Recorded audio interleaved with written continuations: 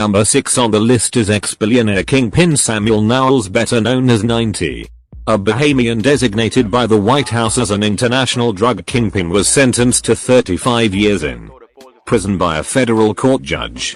Samuel Knowles, who was extradited to Florida in 2006, was convicted of drug smuggling in March and ordered to forfeit nearly $14 million in illegal proceeds for bringing thousands of kilos of cocaine to the United States in 1995 and 1996. The Bush administration had put Knowles on a blacklist that bars US banks from dealing with suspected international drug traffickers or their companies. Knowles faced a possible life prison term, but the US Attorney's Office said District Court Judge James Cone in Miami limited his sentence to 35 years. At trial, the United States established that Knowles was the leader of a sophisticated, multinational drug trafficking organization that utilized go-fast boats to transport multi-ton quantities of cocaine from Colombia, Jamaica and the Bahamas to the United States, the office said in a statement. Number 7 on the list is Kingpin General Shawn or Shawn Isaacs. In 1989, Shawn was fighting a case where a Bahamian DEA snitch had set him up to be busted in a hotel room with 8 bricks of cocaine.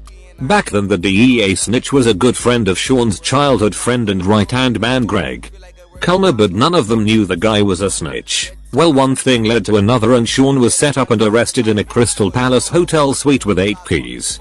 During the trial and fighting the case, the judge at the time, Judge Joseph Alfred House, was shot up during a drive-by shooting. Now the thing is, Shawn's case wasn't the only big case Judge Alfred was dealing with during the time, but unfortunately Shawn caught the blame, but no one never knew who did the shooting, and up to this day no one still knows.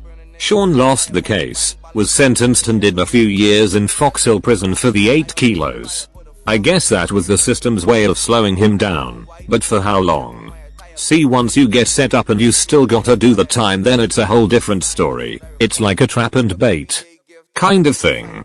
But fellas still did their time, came out and would still be on top, no falling off. Isaacs was killed while at his home in Retirement, Westmoreland on the 17th of February. According to police reports, the Bahamian was standing at his gate talking to a man when a burgundy car with 3 men on board pulled up. Shots were fired from the car and Isaacs, who was hit twice, died on the spot.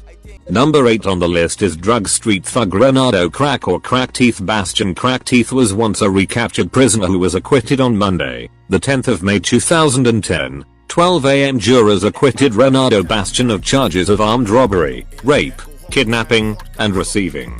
Crack Bastion, 20, at the time escaped from the Central Police Station, hours before Senior Justice Shawn Isaacs was set to turn the case over to the 9-member jury. Despite his acquittal, Bastion remained in custody on armed robbery, rape, kidnapping and murder charges. His lawyer, Willie Moss, was expected to make a bail application on Bastion's behalf. Crack Teeth also was on bail for the January 2008 murder of Kendrick Roll when he was arrested in 2008 on armed robbery, rape and kidnapping charges.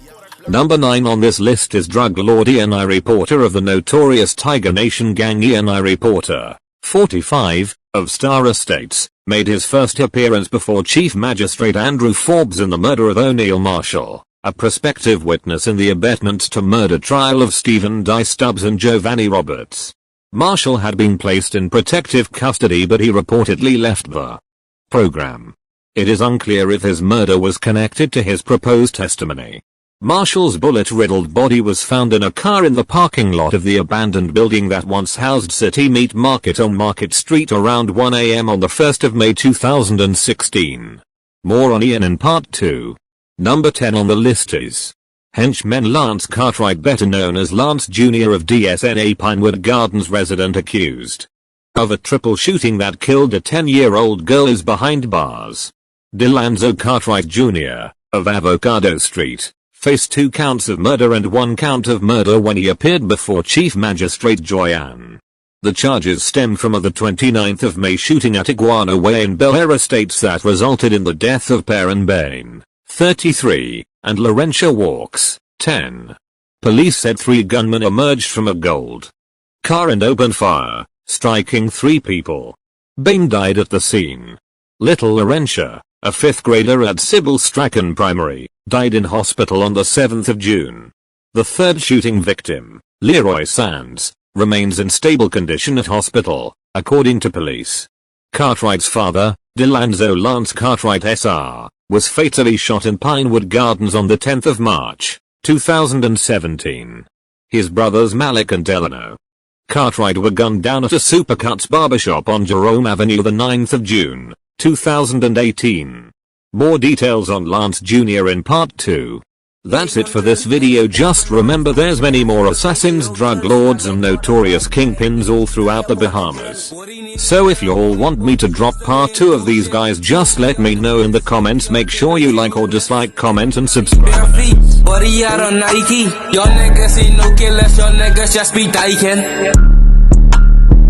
Fucked up.